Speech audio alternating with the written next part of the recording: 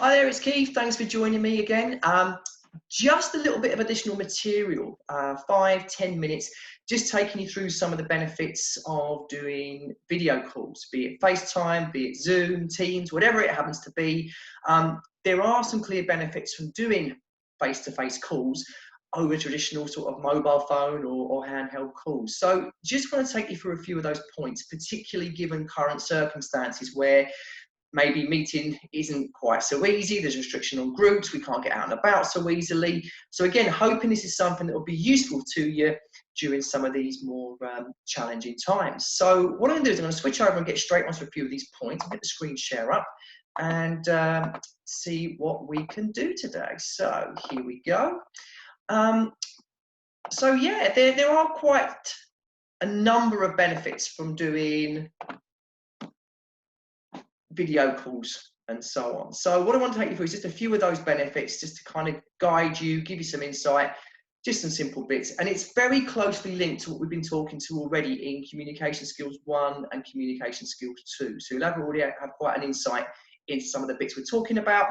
But again, just some extra insight, hopefully, to guide you and give you some extra thoughts if you're going to be engaging in this type of communication. So just to begin with, one of the things that a lot of people have found, particularly over the last few months, is that if you are able to get onto your video calls straight away, one of the things you're going to see is your visual cues are restored. We've talked about the importance of eye contact for building rapport. We've talked about the importance of looking at facial expressions, verbal agreements, nodding, and so on.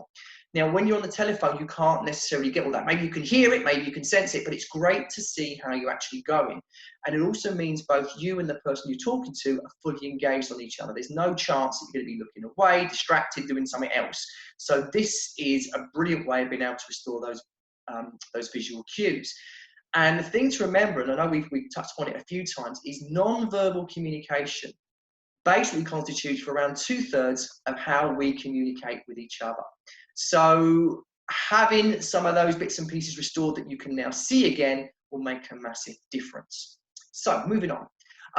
One of the things that you're able to do as well, again, to make sure that you communicate well, you don't miss anything, is you have got the potential to include visual aids. Now, one of the things I've found in the past when you're making phone calls and things, maybe you've emailed somebody a document or you sent them something, or they're maybe looking at the same website at them at the same time. You may not be necessarily looking at the same thing at the same time. There's a bit of confusion that comes up.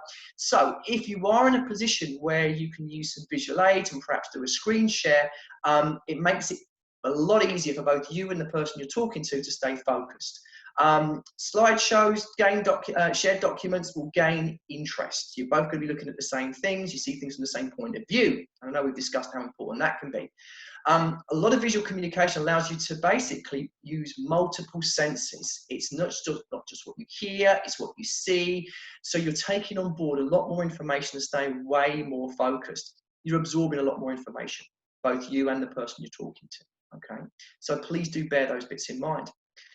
The other thing that you'll find is clearer communication will mean there's less errors, less mismeanings, and you're clear on everything you're trying to get across. So you're going to reduce confusion straight away. People are able to grasp unspoken elements or reiterate facts. So you get 2 wins straight away. Number one, you ensure you communicate the points you wish to convey. You don't miss anything, they don't miss anything, which is great. And the person or the customer you're talking to is more likely to have a full understanding. So maybe they don't need additional information. There's no need to send follow-up information. It's all nice and clear, almost as if you're meeting in person. The other thing that you find is the video calls are a lot more engaging. You remove that sense of distance, okay? I'm not going to say it's exactly the same or as good as, but it's almost as good as being there in person with that individual. So guess what? It translates into a way closer relationship. And when you're building rapport and you're trying to keep in touch with people, whether it's a potential new customer or someone you've been working with for quite some time, you continue that bond, you continue that relationship, and it just gives you a lot better reason to stay close and to stay in touch. So please, again, do bear that in mind. One of the things, then, this is more guided around retaining customers and also developing new ones. Now, one of the things I always think about when you're making these type of calls or meetings, however you wish to put them in place, is you need to think about 4 things for this meeting, okay? To be fair, you could actually think about this for any meeting, not just ones that you're doing on video calls, but 4 things you have to consider. So number 1, what must I achieve from this meeting? I.e., it might be just sharing some information with somebody. Second thing is, what would be a bonus? The bonus might be that they are willing to sign up with me, or they're willing to buy more sessions, or they're willing to make some kind of purchase from me. So what would be a bonus? The third thing is, what am I willing to offer? Is there going to be some kind of incentive, an add-on, that kind of thing, to make sure that they feel compelled to take advantage and start working with me straight away? And the fourth thing to think about is there a point where you just decide, actually, this is not worth it? Now, one of the things that I often find when I'm talking to people is they'll say, well, what about if you did it for this price? Now, I know that there's a certain margin that I have to do to make my time worthwhile, and for me, in the nicest way, to be enthusiastic and give the very best of myself. So what point does it feel that that's not going to happen? So if you put some parameters in place for what you can accept and what's good to work with versus I just can't afford to do it that way, you'll feel a lot more confident. You'll know how far you can go. And let's face it, people are conditioned to ask to see if there's anything else you can do. So it just gives you a nice feeling of empowerment and confidence. Big thing again to think of when you're preparing for something like this is think about benefits and not features. Again, what you offer is amazing. We know that, but how does it help the people you are offering it to? Make sure you've got some thoughts about that lined up. Okay? So as I said, 4 key points of success when you're making a call like this. I love my 4s today. What I want you to think about is prepare. So what preparation are you going to need to do?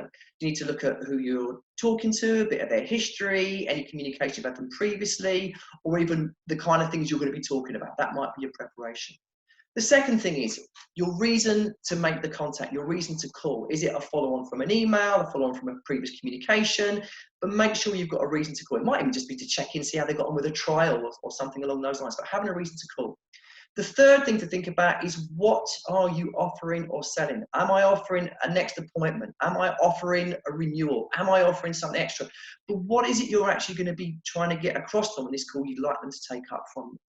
And the fourth and final thing is close or confirm, i.e. close, here's going to be the next steps in terms of getting you started, or confirm a next action. They need to get back in touch with you. There's another meeting to put in place, whatever it happens to be.